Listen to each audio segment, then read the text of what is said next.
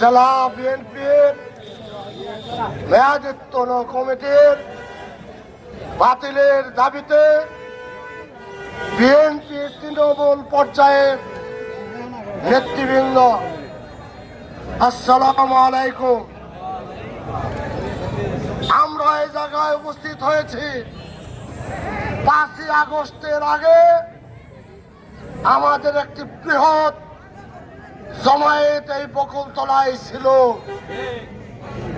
সে জমায়েতের উপর সাবেক mayor Sanowar Hossain Sanur নেতৃত্বে বোমা এবং গুলি করে আমাদেরকে দমায়ে রাখতে পারে না। আমাদের অনেকে আহত হয়েছে, কিন্তু পিছপা হয় নাই। জামালপুরবাসী সাক্ষী, এই গত আন্দোলনে মামলা করেছে, হামলা করেছে, অনেকেই জেল খেটেছে। এই মোশাররফ হোসেন খান সহ অধিকাংশ নেতৃবৃন্দ মিথ্যা বানোয়াট মামলা দিয়ে হেনস্থা করা হয়েছে। উঠের বারান্দায় বছরকে বছর ঘোরাঘুরি করেছে।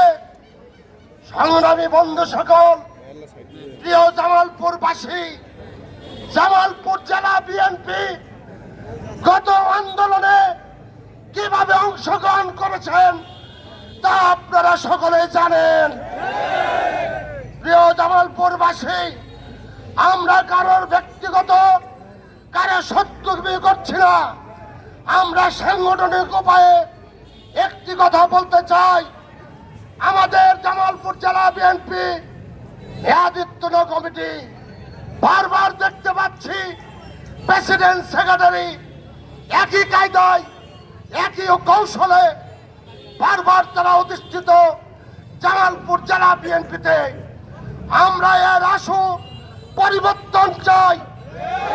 প্রিয় নেতৃবৃন্দ, প্রিয় জামালপুরবাসী, আমাদের জামালপুরের মুরব্বী, কেন্দ্রীয় কমিটির স্থায়ী কমিটির সদস্য এবং প্রখ্যাত শ্রমিক নেতা নজরুল ইসলাম সাহেবকে অনুরোধ করব, আপনার মাধ্যমে দলের ভারপ্রাপ্ত চেয়ারম্যান জনাব তারেক রহমানের অবহিত করুন জামালপুর জেলা বিএনপি কিভাবে চলছে।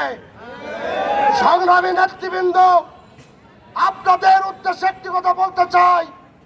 যতক্ষণ পর্যন্ত জামালপুরের অথর্ব কমিটি বারবার কমিটি পরিবর্তন না হবে, রাজপথে থাকবেন।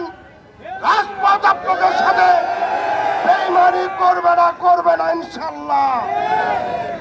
প্রিয় জামালপুরবাসী,